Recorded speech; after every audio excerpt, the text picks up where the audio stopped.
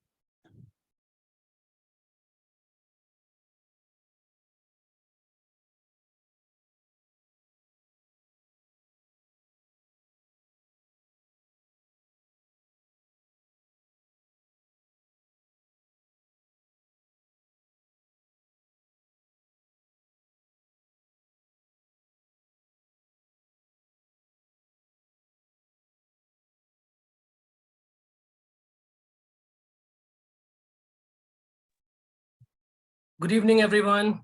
Very welcome to all of you who have joined us in this session in today's PMI UAE chapter webinar session. We are going to start soon. Once we have a few more members joining us, just give us a couple of more minutes and we will be officially beginning that session. Stay tuned with us.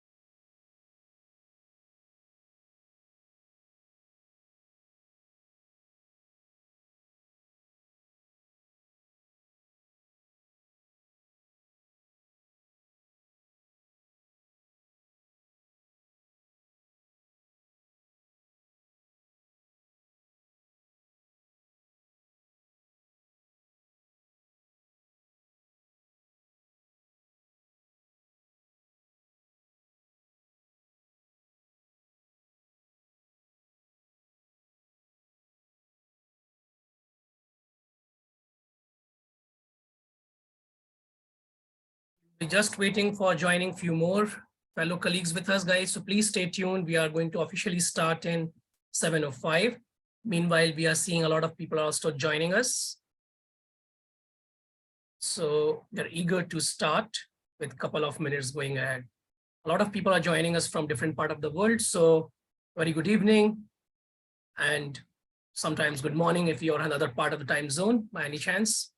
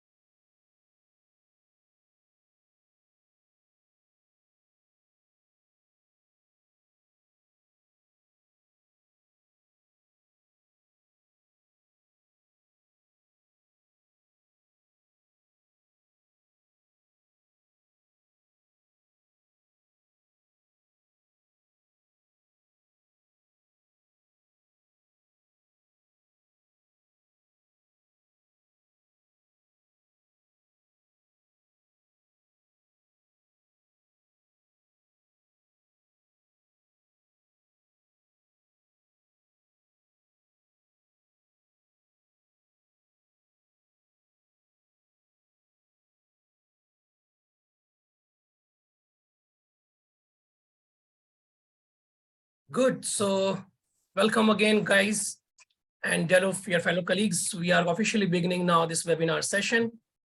So today's topic, what we're going to discuss is something really interesting about, we all should be eager about. So in today's volatile, uncertain, and complex world where the disruption and rapid change is a norm for all of us, would we still really expect the strategies to stay relevant and to stay intact for a very long time? The pace of change is really faster today than ever before, but yet it will never be slow like this anymore going after there. Future cannot be predicted, but strategic foresight possibly could enable us to really embrace our activities as a part of this process. Good evening and welcome, my dear friends and colleagues. My name is Anshul Chaubey, and today I'm your host and moderator for this specially curated webinar session where we all geared up to listen and see exactly this topic in detail. Before I launch the session with our esteemed guest speaker, I would like to take this opportunity to introduce our PMI chapter to all of you. So allow me to share my screen and to quickly take you through the slide, what we want to show to you for webinar startup.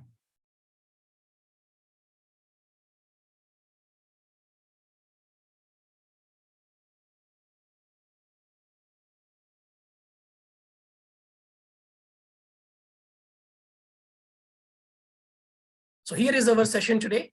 What we are going to be looking for: applying future foresight and methods to strategy development. And We are going to start in a while with our introduction to a PMI chapter. So this is about our chapter. So basically, we are the world leader, as you all know. We all work on your behalf to advance the project management profession worldwide. And we are the part of the bigger community group. As a part of the chapter in UAE, we are 100% voluntary run chapter with UAE-based Project Management Institute. We are proud that we are in the top 5 chapters globally. And also we are passionate about project management, professionals, and personal development and networking with education. We are dependent on you in order to make our chapter activities as interactive and as integrative as possible. So please contribute and also try to participate in our activities through your talks, presentations, questions, and corporate sponsorship to help out as a volunteer as well, if you are interested around. This is our chapter board. As you can see, we are led by President Dr. Mohammad Al-Reda and other members around there. We are going with the 4 pillars as a part of enhanced benefit, as a part of the chapter: networking, learning and knowledge sharing, career growth, and events. This particular webinar, what we're going through now, is a part of diversified webinar section under the events for us. Here are some of our collaboration partners, and also they help us in some of the sponsorship as well.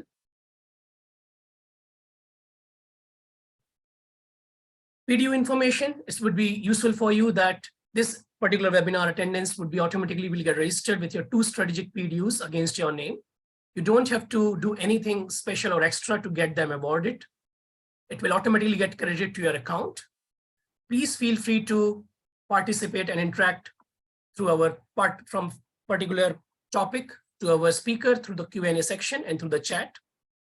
And also, if you face any difficulties regarding the PDUs, feel free to drop us an email on info@pmiua.org.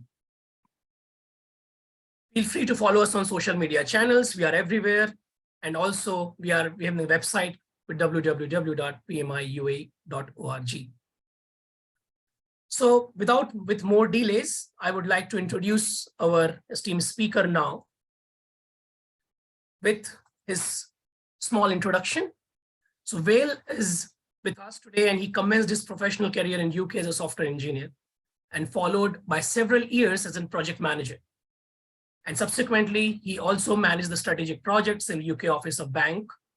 And also he managed organizational change and development programs across 5 business divisions. Laterally, Wale commenced his career in strategy in 2005 as a strategy execution and performance consultant in various sectors in UK and also in Middle East. He was the head of strategy and performance at Emirates Nuclear Energy Corporation. And since joining SCT in 2017, he has been responsible for further development of corporate performance programs, strategy of risk management functions, embedding the future foresighted methods and techniques, establishing operational planning, and also managing the 16 campus and 7 central departments under his knee. Wale has been resident in UAE for 15 years now, and he holds a degree in IT and MBA there. So for today's topic, for applying future foresighted methods to strategy development, I will hold on the floor to our esteemed and honorable guest speaker, Wale, to take us through this journey. Floor is all yours, Wale. Go ahead.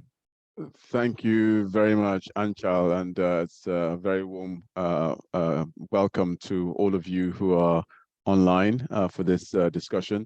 It is my pleasure to be here, as Anchal said, I have been working in strategy for quite a number of years now,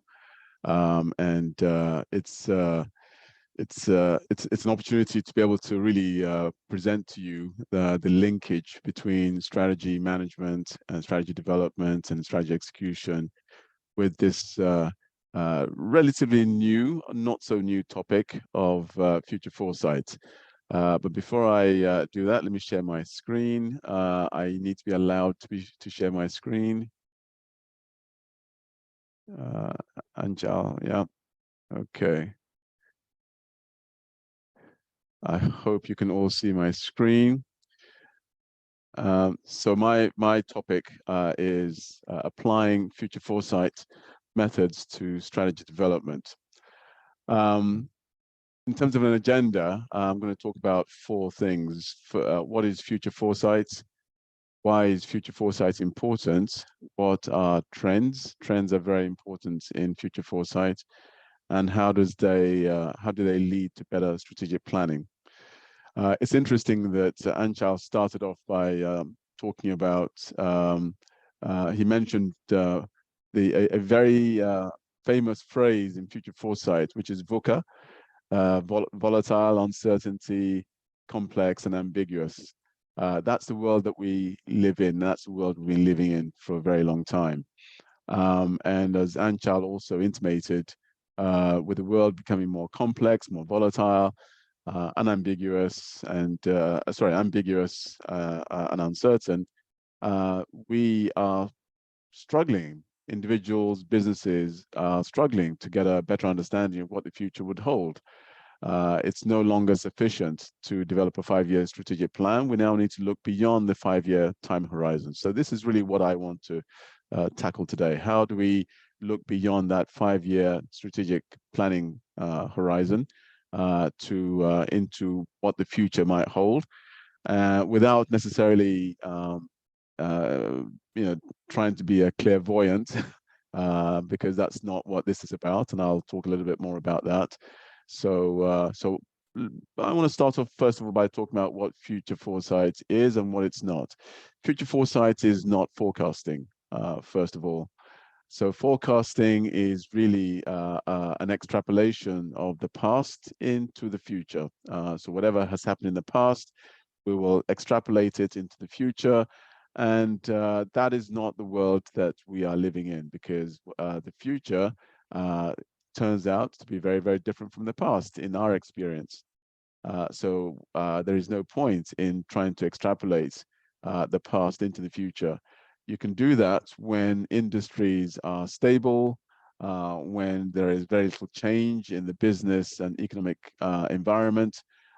Maybe it becomes more easy to forecast under such conditions, but we know that is not the case. So future foresight is definitely not about forecasting. It is very much based on scenario planning. So for those of you who are familiar with scenario planning, future foresight is what I'd regard as the relatively new iteration of scenario planning. And I'll talk a little bit more about what the difference is between scenario planning and future foresight. Scenario planning, as many of you who might be familiar with scenario planning, is also about looking into the future. It's also about developing scenarios, what those future scenarios might be. And a lot of the techniques in scenario planning are also used in future foresight. So for example, looking at trends and how trends can evolve is a very key part of scenarios, and there are very major overlaps between future foresight and scenario planning, but there are also some very important differences, and I'll talk about those differences later on.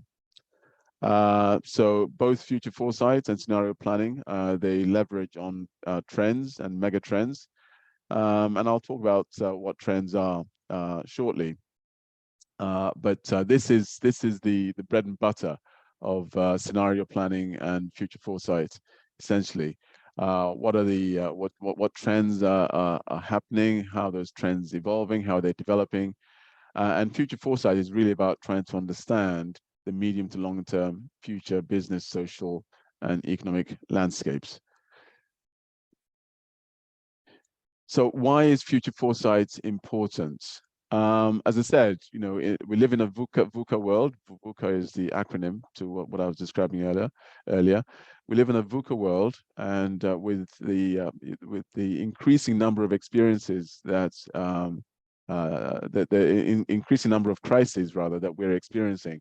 If you take the financial crisis of 2008, if you take the obviously the pandemic that we've just come through, if you take the Russian invasion of Ukraine, all these events have had a major impact globally on every aspect of the global economy, to such a scale that that no one could have planned for any of it in any shape or form.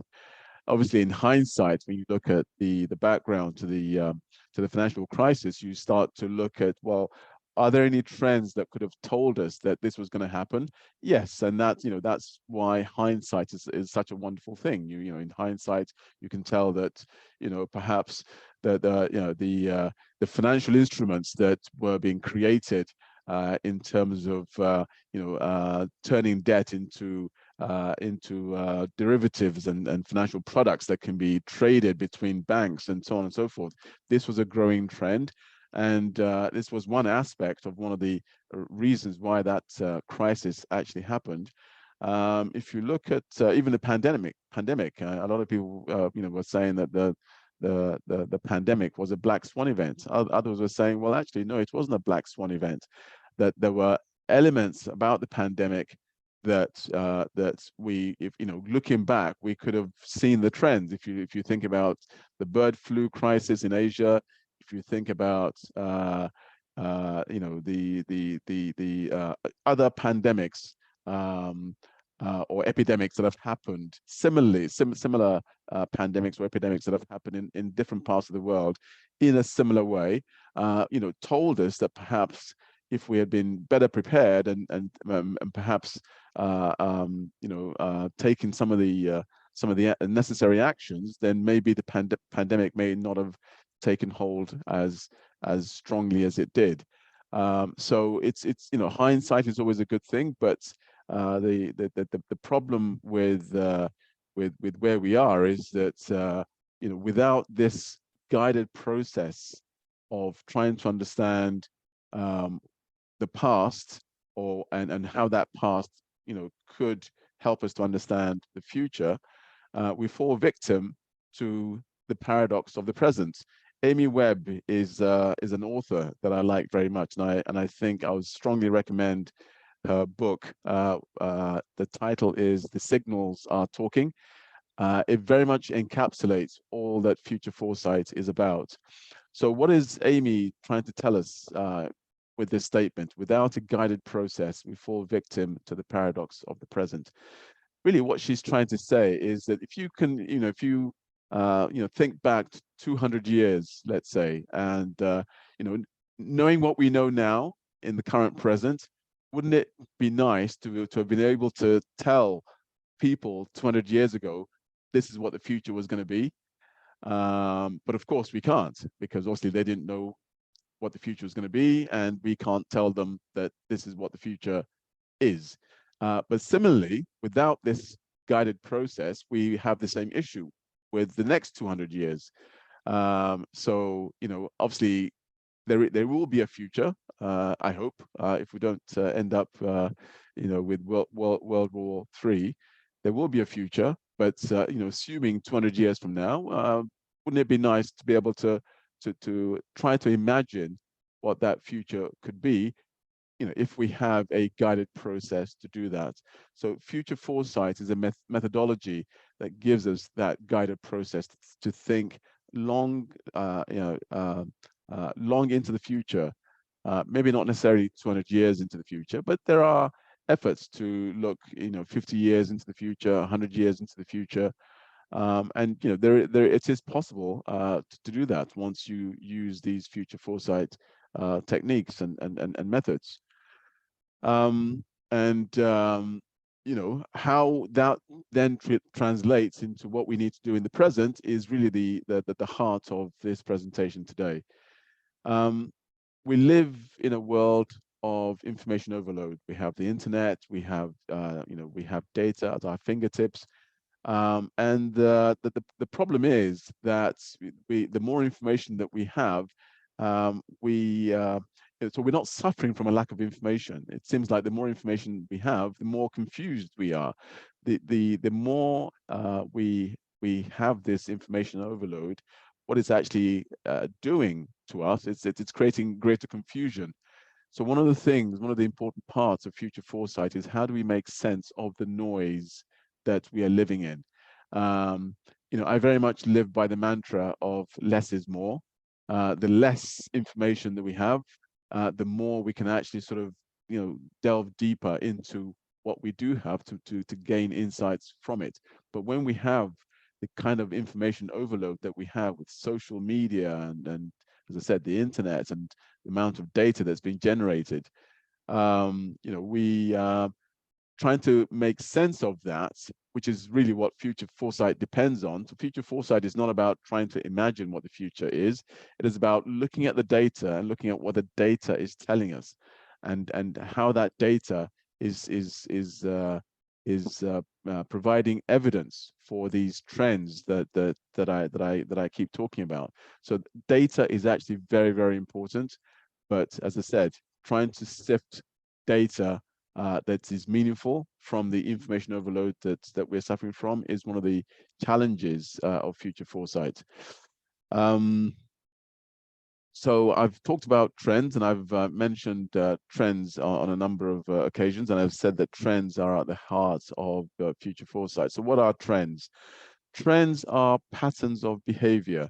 So when there is a particular pattern that keeps repeating itself, or keeps acting in a kind of systematic way or in a systemic way, no matter what that might be, this is this is what we will refer to as a trend or patterns of trends. So they're not one-off events. They are repeated actions or patterns that you can start to see taking shape or forming in a particular way that is starting to make sense as they evolve.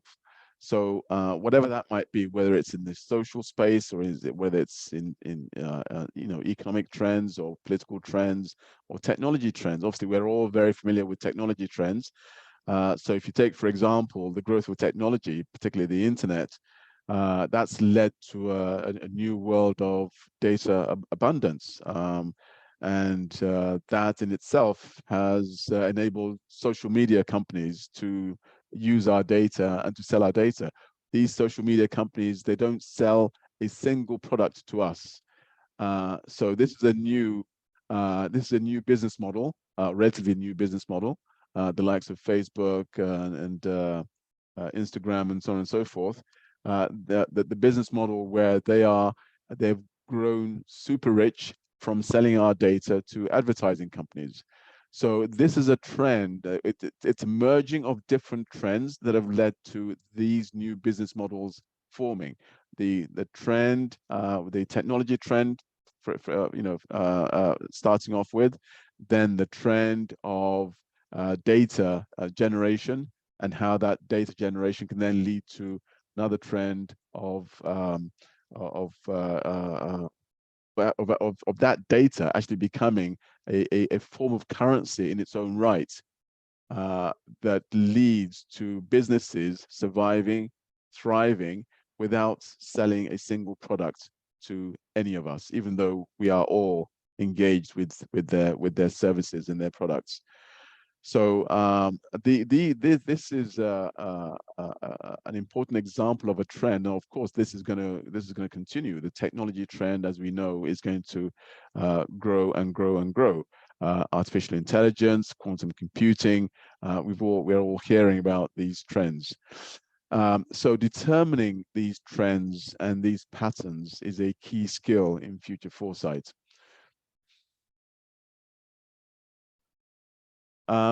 So what is a trend? Determining what is a trend and what is not a trend, as I said, relies on data.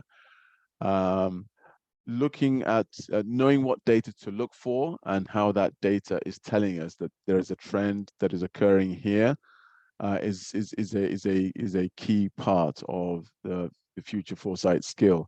And one of the challenges or the demands for future foresight practitioners is the need to be constantly scanning the environment for data, gathering data, looking for signs of trends. So this is something that I do. This is something that people who work in future foresight, even if you don't work in future foresight, even in strategy development, you need to be constantly aware of the landscape, the strategic landscape in your particular sector.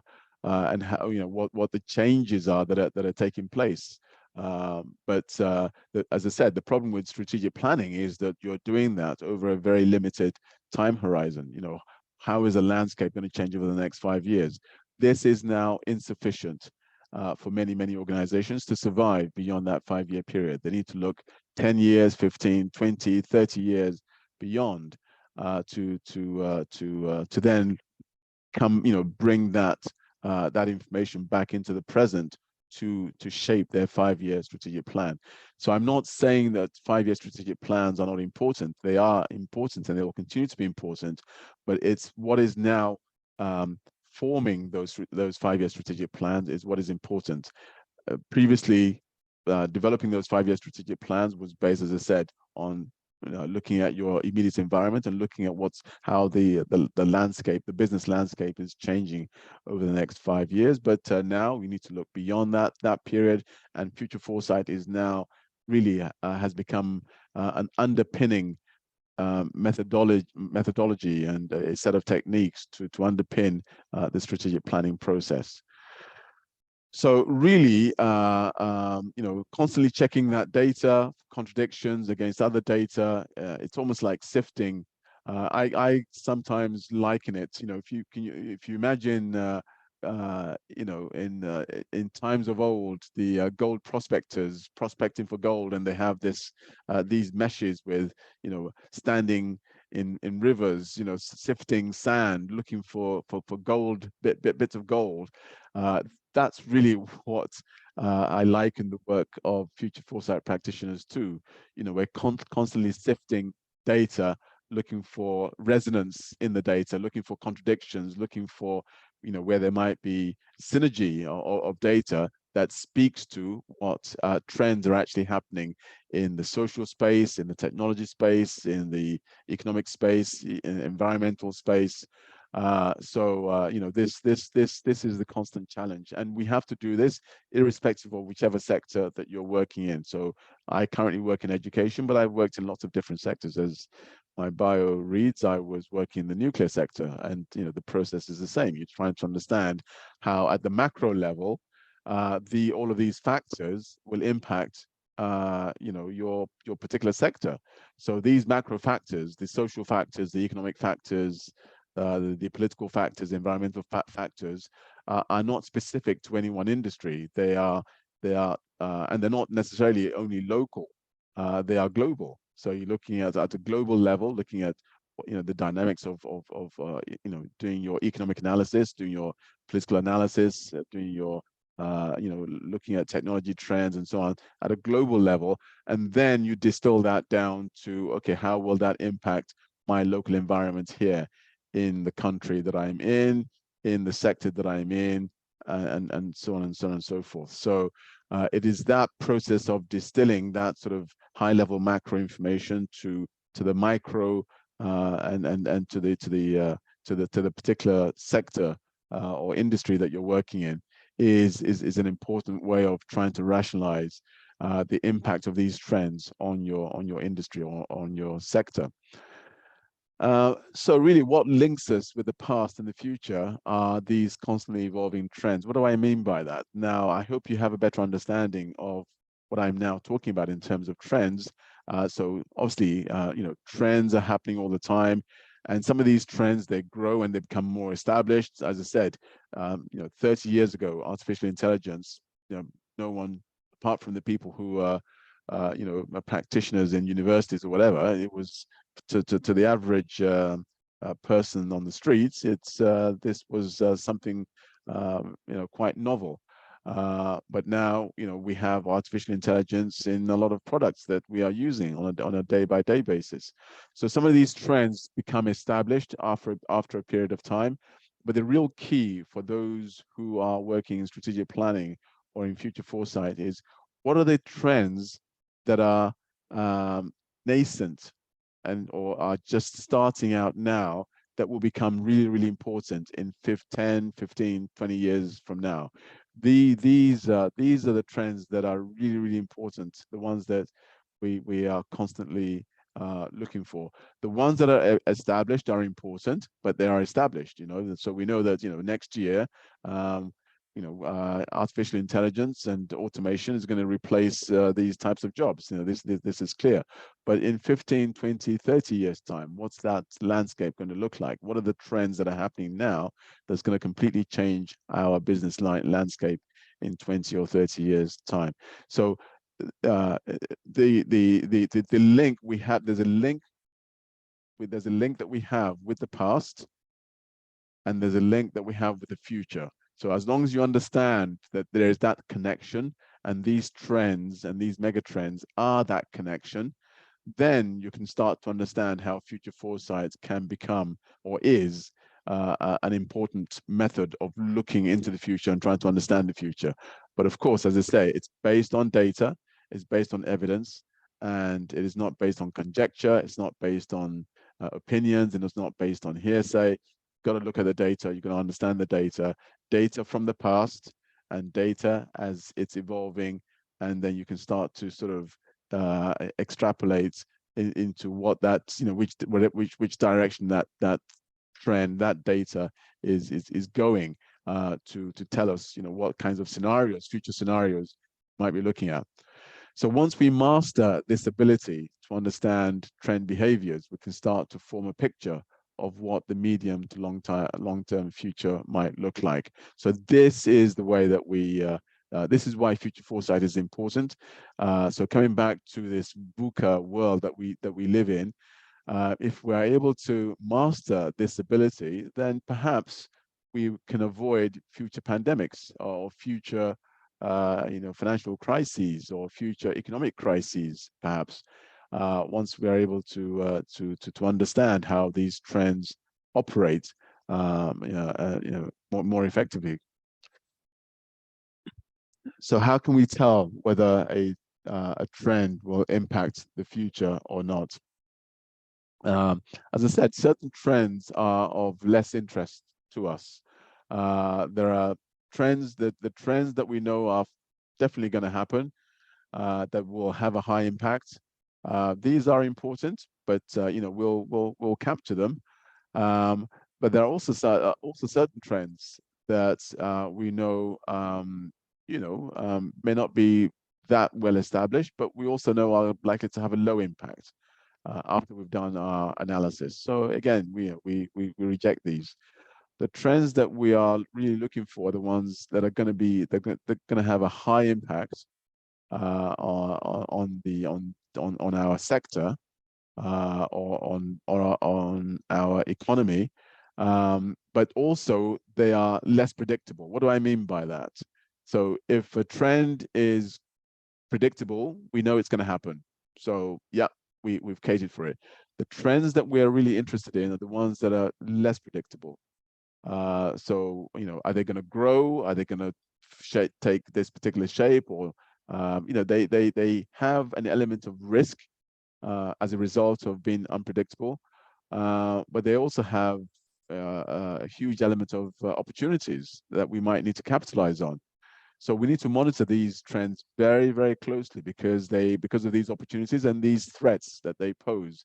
So the predictability of a trend is quite important, or should I say, the more unpredictable, the better, and the impact that they're going to have. In other words, the higher the impact that they're going to have.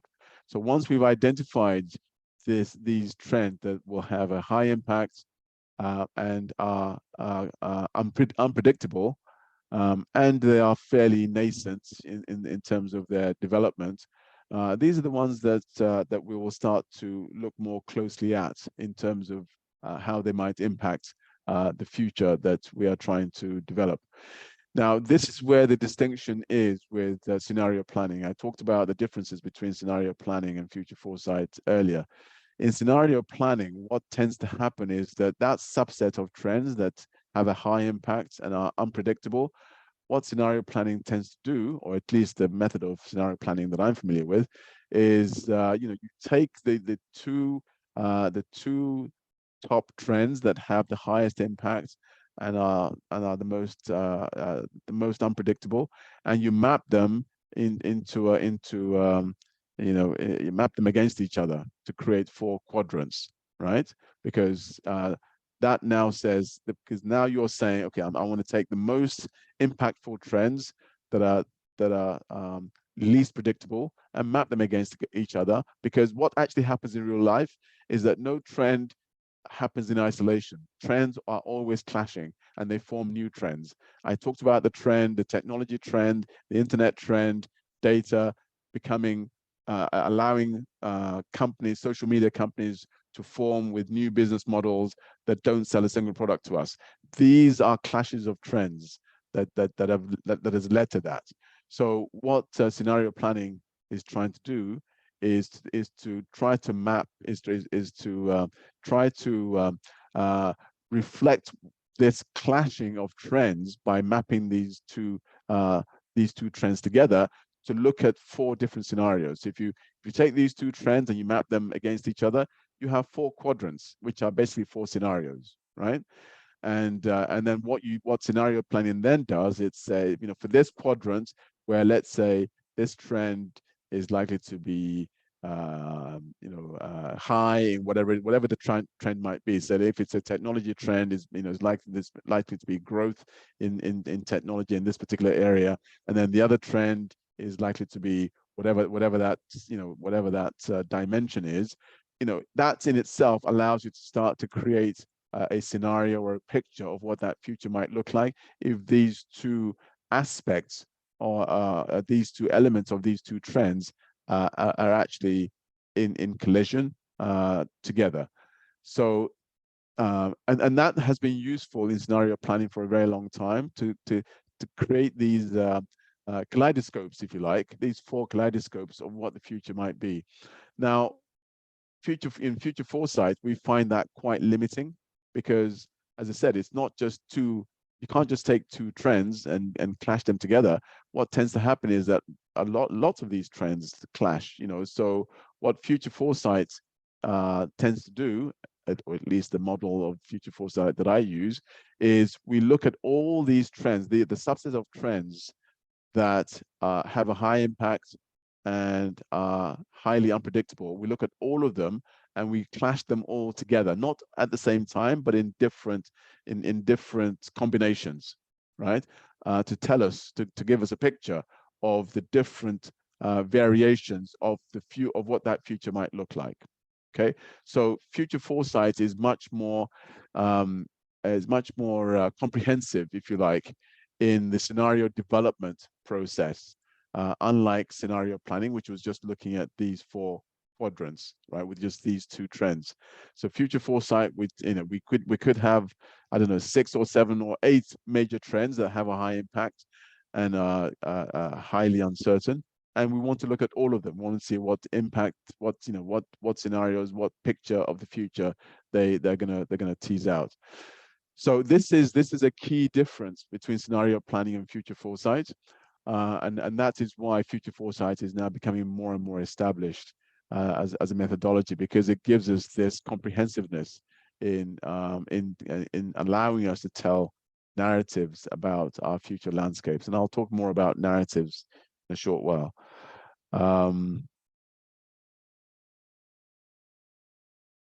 So developing narratives, the scenario narrative, this is key to future foresight.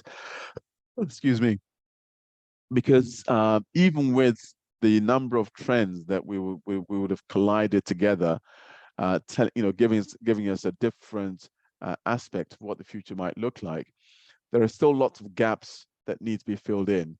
So even with if you take the scenario planning method of clashing 2 trends together and looking at the 4 quadrants of those 2 trends, if you take one quadrant, that scenario that one quadrant is all about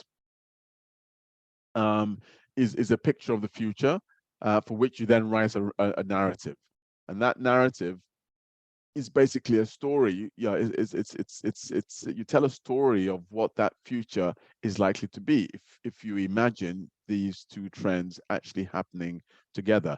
So the whole process of narrative or storytelling, the whole purpose is to fill in blanks, is to try and fill in as many blanks as you can what that future landscape might look like in terms of what the social aspects, the economic aspects, the technological aspects, the environmental aspects. You try to distill from the clashing of these trends what these different what the world might look like, and you can do that at a global level. You can do it at the regional level. Or you can do it, in relation to a particular sector. So the narrative development or storytelling is a key part of sort of bringing that future scenario to life. So it is from this narrative or this story that's been told about what the plausible future might look like. This is the articulation of that future in words. Okay, and obviously what a lot of people in Future Foresight do is then they translate it to images, and it becomes, kind of takes a life of its own, and you can sort of model it, using cartoons or whatever it is to sort of tell the story of, this is what the future might look like. So this is really where Future Foresight meets strategic planning. So what does strategic planning got to do with this? I did mention this earlier on. So once we have a good idea through these narratives of what the future might look like in 25 or 30 years time, we then do what's called backcasting. So you've heard of forecasting. Backcasting is the opposite of forecasting. As I said, Future Foresight is not about forecasting, but it's very much about backcasting. So now we understand the future. How can that picture 25 years from now tell us what we need to do now over the next 5 years within our businesses and our companies, or even as individuals, or if it's a government, within our government. So that's really how Future Foresight meets strategic planning. Once that picture is translated to the present, then you can start to articulate your strategic plans in the normal way that you would have done, making sure it's being fed by these thought streams from your narrative, from your Future Foresight narrative. So in order for us to, now we know that in the future we're going to have, I don't know, flying cars, let's say, for the sake of argument. We know that, but what do we need to do now in order to enable that? And I'm not suggesting that, flying cars, a lot of Future Foresight be appalled by the fact that I've just talked about flying cars, because that's not what Future Foresight is about. It's not about coming up with, a specific thing like, we're going to have flying cars. No, it's about painting a picture of the different dynamics that will occur in terms of the social dynamics, economic dynamics, and so on and so forth. But if that then results in, let's say, if you're in the car business and you then think, well, maybe that might result in flying cars, then what do you need to do as a car company over the next 5 years to enable that? What technologies do you need to develop, and so on and so on and so on and so forth? So that's how Future Foresight meets strategic planning. So to summarize, and of course, I know I'm talking to an audience of project managers. I've been a project manager myself, and I know that a very important aspect of strategic planning is translating those strategic plans into actions. And so now we've got the strategic plans identified. How do we now translate that into initiatives, into projects for execution, which is where obviously organizations like the PMI then come in to ensure that happens effectively. So I hope in this few minutes that I've spent, I've been able to visualize for you the relationship or the link the necessary link between projects that are being managed within our organizations and what the future might throw up for us over the next 10, 15, 20, 25 years. I don't know how I'm doing for time, but I am now ready to start to take questions. Thank you. Thank you so much. It was really indeed a pleasure listening you out that. And then quite useful nuggets actually you have thrown around there in terms of sightedness. In fact, that has brought us to certain level of question and answers round as well with our audience.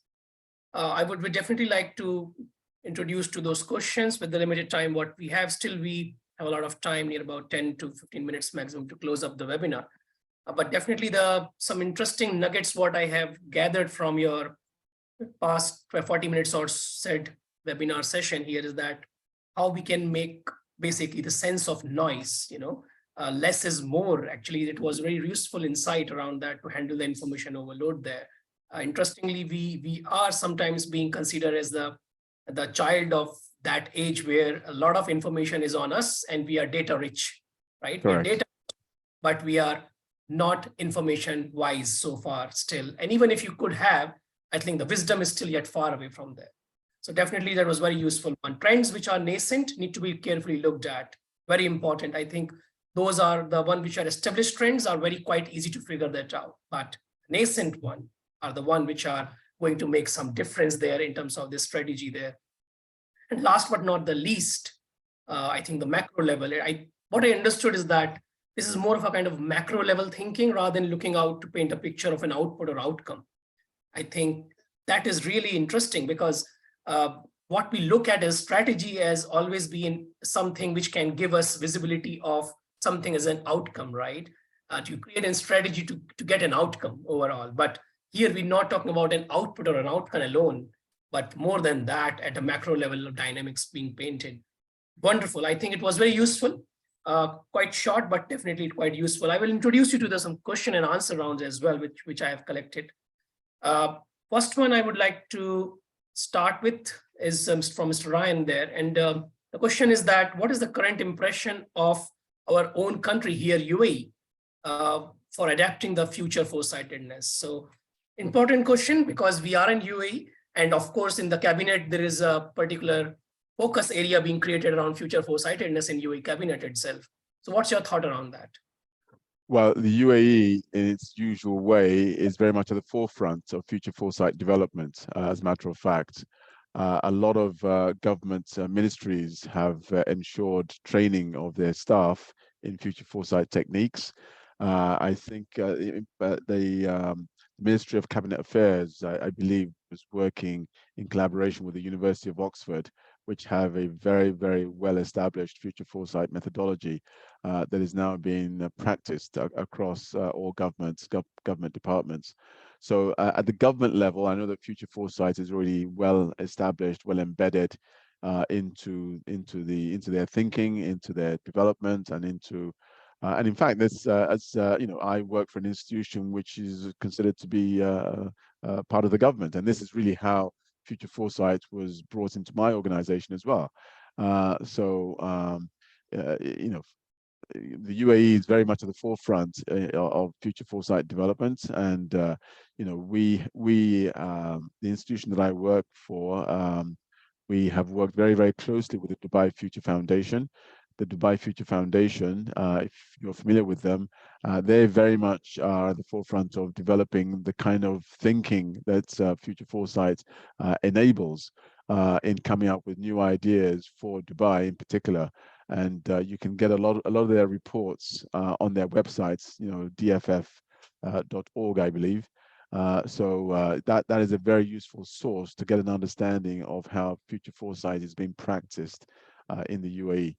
For me, the best part is the fact that it's not just the introduction of a methodology, but it's the actual practice. It's actually resulting in real projects, in real outcomes by organizations like the Dubai Future Foundation.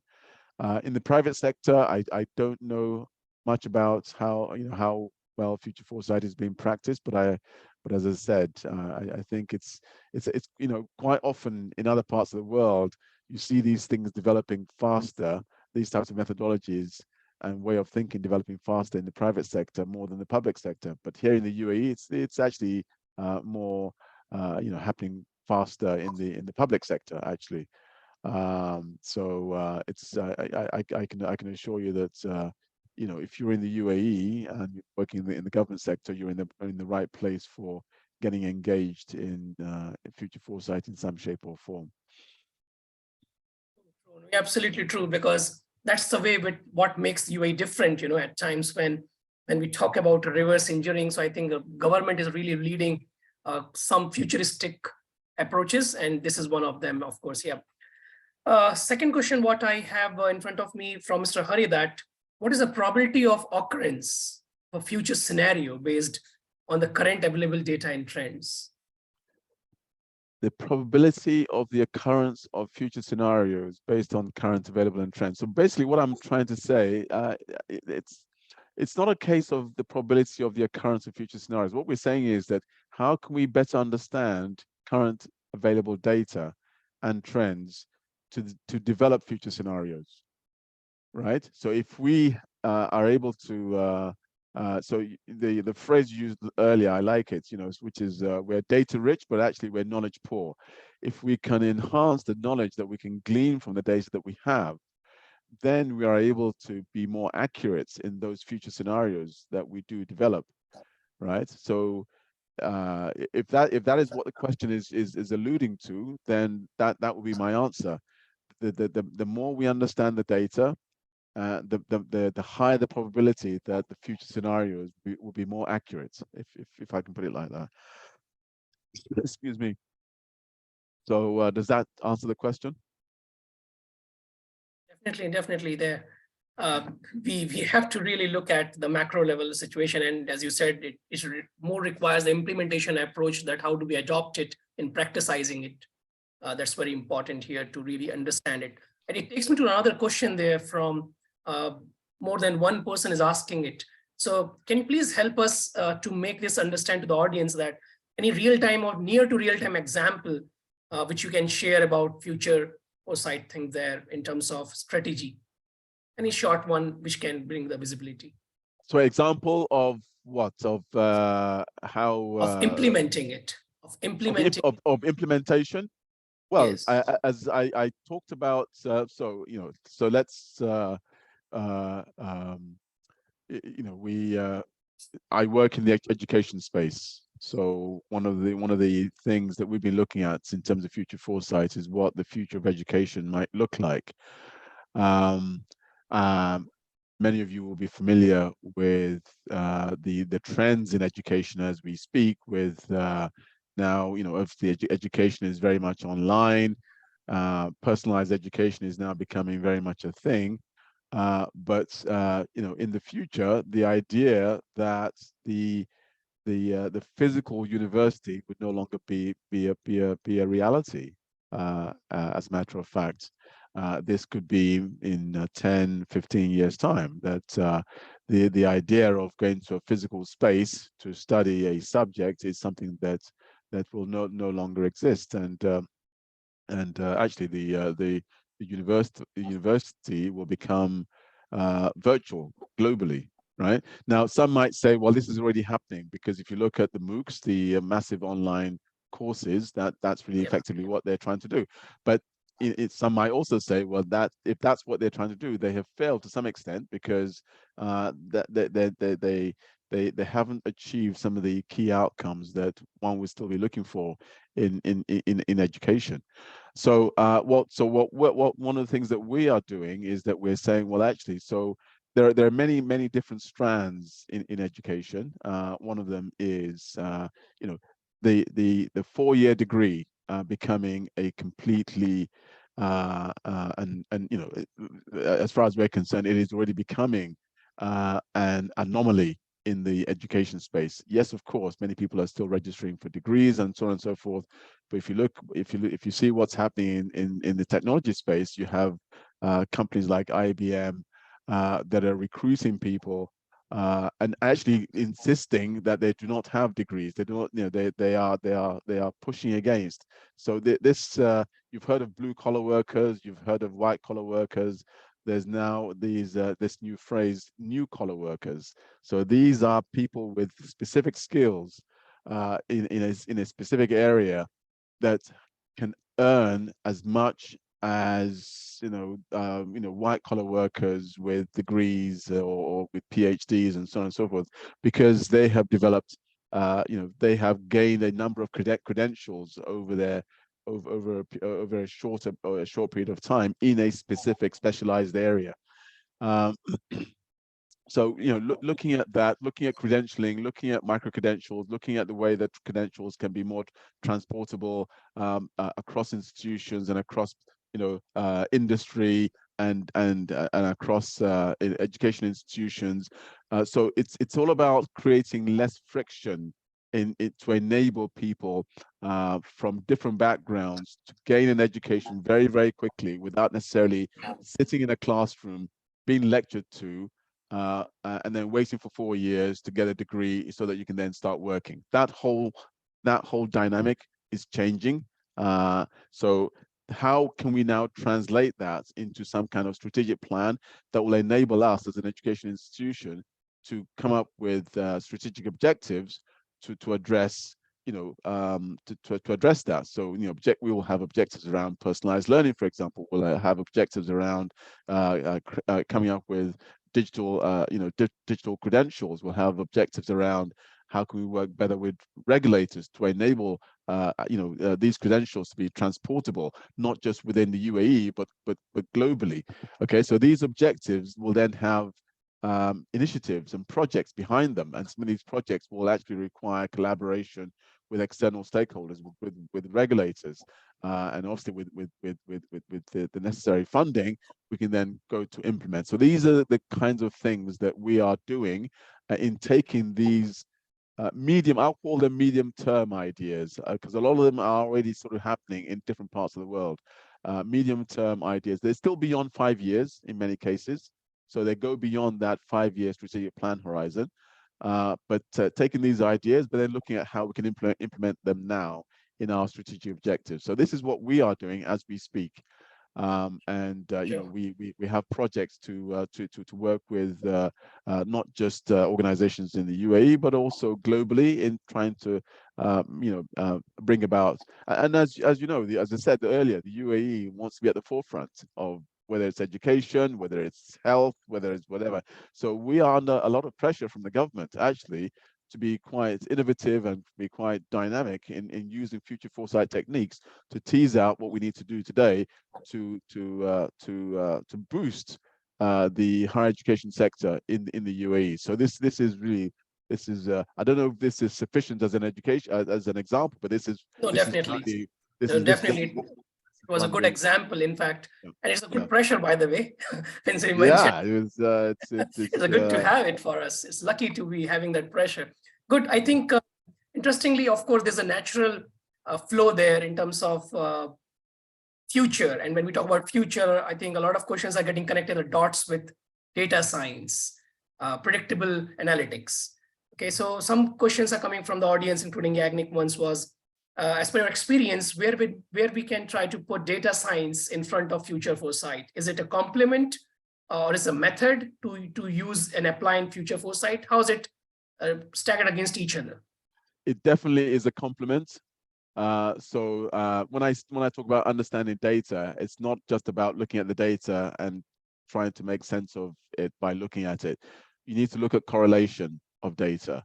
You need to use data science techniques to correlate data and to see whether there are clusters of data, whether it's time series data or whether it's static data. So for me, data science and future foresight, peas in a pod. They go hand in hand together. And to understand the relationship between data is key, because that obviously there is a science in that. That's why it's called data science. That science becomes the unrefutable evidence that whatever conclusions we come up with in terms of what the data is telling us is one that no one can dispute, and then it forms the bedrock of whatever conclusions or whatever decisions we take in terms of the direction that we're going to go in terms of scenario development. Okay, so for me, this is the heart, actually, as I said, of future foresight. using data science in a way that that removes any ambiguity in what the data is telling us, using all the different techniques there. And of course, there are lots of tools. Python, R is another tool that helps in that data analysis. You know, in correlating the data and looking at it to be able to you know, make decisions that are important for future foresight. Good. So we have, I think, a couple of more minutes left before we conclude. I think let me take a few more questions. Mr. Muhammad is asking about scenario planning. How is it really different from future foresighting? Well, as I tried to explain earlier on, my understanding of, or the way that I've used scenario planning in the past has been fairly basic, in the sense that, you know, I talked about trends, okay, and I said, and what I explain is that, you know, in scenario planning, we used to take the two topmost trends that have the highest impact and are the most unpredictable, and we would clash them together to form a 4x4 matrix. Okay, and you know, and then that 4x4 matrix, each quadrant of that 4x4 matrix would be the opportunity to then develop a scenario that you know, where there is a relationship between those aspects of those two trends, and then you develop a narrative for each one of those scenarios. So in a typical scenario, in a scenario planning exercise, you would always end up with 4 scenarios, right? But we know that the world is more complex than that. We know that there are more trends that have a high impact on our industries, or highly unpredictable. So what do you do when you have 4, 6, or 7 trends? Do you then take the 2 most impactful ones? No, because the other 4 that you've neglected also will have an impact. So this is where future foresight for me is a better methodology, because it allows you to look at the clashing and the impact of all 6 trends. If let's, for the sake of an example, that, you know, if you have 6 trends, you look at all 6 trends and how they impact on each other, because this is reality. This is how you know, the real world works. The real world doesn't say, oh, here's a trend that happens by itself and here's another trend that happens by itself. No, the real world takes these trends and clashes them together to form another trend, or a mega trend. Okay, so we're trying to model that. This is really what the scenarios are. Scenarios are models of the impact of or the materialization of these trends in the future. So I did explain that earlier. So I'm not quite. I hope that is clearer now, the distinction between future foresight. No, in fact, indeed it's clear. I think the last question before I finish up the session with, I think, is there any particular course or certification regarding this futures foresighting thing which you would recommend to the audience and to attendees there? There are lots of courses online. To be honest with you, the one, as I mentioned, the University of Oxford course, Future Foresight course. This is the one that the UAE government uses, and they've sent a lot of their staff on. So that is a highly recommended course. The trainers on that course are very long-term experienced future foresight practitioners. So this is one I would highly recommend for anyone to look into. But as I said, even beyond going on a course, there are lots of books on future foresight. I mentioned the book by Amy Webb, The Signals Are, what is it called? The Signals Are Talking. So, you know, search for that. And before you go on a course, read a book like that to get a good understanding of, she's a university lecturer in the US, who also has a consultancy in future foresight. So there are lots of books out there for you to read. And as I said, there are lots of courses, but, you know, picking the right course is obviously important. But the one that I would point to is this University of Oxford. And just because it's Oxford doesn't mean it's expensive. They have a unit within the university that is specializing in future foresight. Thank you so much. Thank you so much, Wale. It was really quite a bit nice of bit of information from you. So before we end this session for today's, guys, we would like to definitely invite you for yet another webinar, which definitely we will be going to host going ahead. And then we are going to talk about another interesting topic going down the line, which you can get the information from our PMI UAE chapter website. And even you can go to the event page there to look at. But definitely a good shout out to all our friends at our marketing team who have definitely helped us, as like always, in posting all the relevant information in our social media, all our event pages in terms of website. And as we are going to close the webinar tonight, I would like to thank you all for your attendance and participation. And to our honorable speaker, Wale, as well. It was quite interesting topic and a lot of useful information. We won't say good night without finally saying thank you to the rest of the PMI UAE chapter volunteers who are definitely always there behind the scenes with these successful webinars with all of us. With our colleagues in membership, outreach, and finance and governance. Until our next webinar together with my colleague behind the camera, Olimed, and our director of events, Zana, this is Anchal wishing you a pleasant evening and a wonderful time ahead. Thank you and stay blessed. Thank you. Thank you, Will. Thank you very much. Thank you to all. And yeah, nice to have the opportunity to talk to you. Easier. Same here. Take care. Cheers. Bye.